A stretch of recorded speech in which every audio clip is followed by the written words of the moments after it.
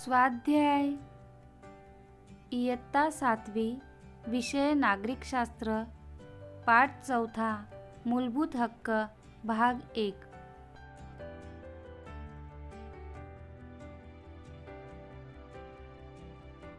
प्रश्न पहिला, खालील प्रश्नांची थोडक्यात उत्तरे लिहा।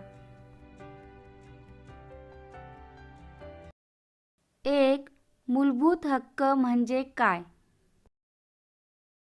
प्रत्येक व्यक्तीला आपल्यातील गुणांचा आणि कौशल्यांचा विकास करण्यासाठी जे घटक आवश्यक असतात त्यांना मूलभूत अधिकार किंवा मूलभूत हक्क असे म्हणतात।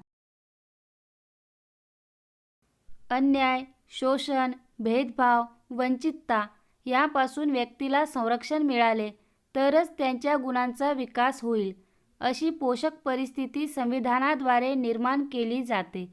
संविधानात नमूद केलेल्या या मूलभूत हक्कांना कायद्याचा दर्जा प्राप्त होतो। 2. विविध क्षेत्रात गौरवास्पद कामगिरी करणाऱ्यांना शासनामार्फत कोणकोणती पदके किंवा पदव्या दिल्या जातात? विविध क्षेत्रात गौरवास्पद कामगिरी करणाऱ्यांना शासनामार्फत पुढील पदके व पदव्या दिल्या जातात। संरक्षण दलातील उत्कृष्ट कामगिरीसाठी परमवीर चक्र, अशोक चक्र आणि शौर्य चक्र ही पदके दिली जातात। पद्मश्री, पद्मभूषण, पद्मविभूषण आणि देशातील सर्वोच्च नागरी सन्मान म्हणून भारतरत्न या पदव्या दिल्या जातात। 3. 14 वर्षांखालील बालकांना धोक्याच्या ठिकाणी कामावर ठेवण्यास मज्जाव का केला आहे? भारतीय संविधानाने शोषणाविरुद्धच्या हक्काचा समावेश मूलभूत हक्कात केलेला आहे। त्यानुसार बालकांचे शोषण थांबवण्यासाठी विशेष तरतूद करून बालमजुरी हा कायद्याने गुन्हा ठरविण्यात आला आहे। म्हणून 14 वर्षांखालील बालकांना कारखाने, खाणी अशा धोक्याच्या ठिकाणी कामावर ठेवण्यास मज्जाव केला आहे। 4. संविधानाने भारतातील सर्व नागरिकांना समान हक्क का दिले आहेत? प्रत्येकाला जगण्याचा हक्क असतो, तसेच प्रत्येक व्यक्तीला अन्याय, शोषण, भेदभाव यापासून संरक्षण हवे असते।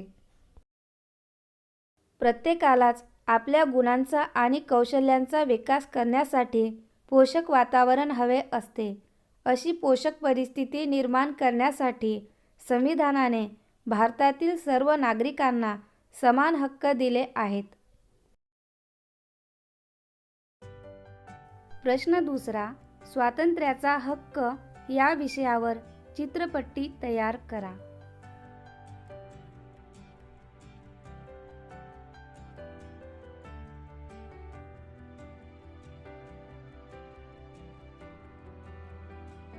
भाषण व अभिव्यक्ती स्वातंत्र्य,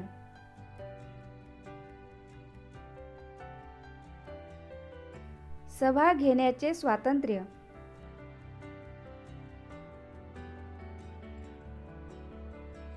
संस्था व संघटना स्थापन करण्याचे स्वातंत्र्य,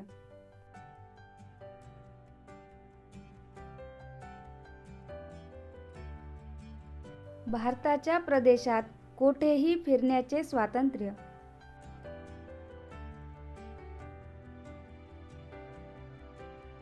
भारताच्या प्रदेशात कोठेही वास्तव्य करण्याचे स्वातंत्र्य,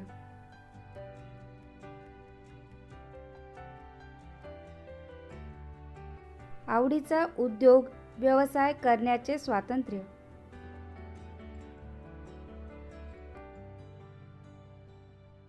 प्रश्न तिसरा, खालील वाक्ये दुरुस्त करून पुन्हा लिहा। 1. कोणत्याही व्यक्तीला हक्क जन्मताच प्राप्त होत नाहीत।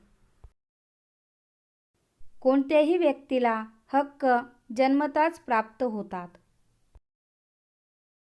सरकारी नोकऱ्या देताना सरकार धर्म, लिंग, जन्मस्थान यावर आधारित भेदभाव करून तुम्हाला नोकरीपासून दूर ठेवू शकते.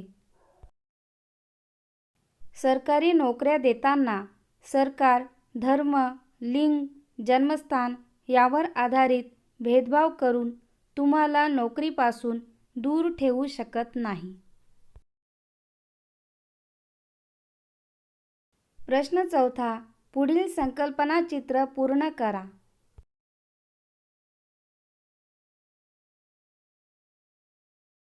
स्वातंत्र्याचा हक्क.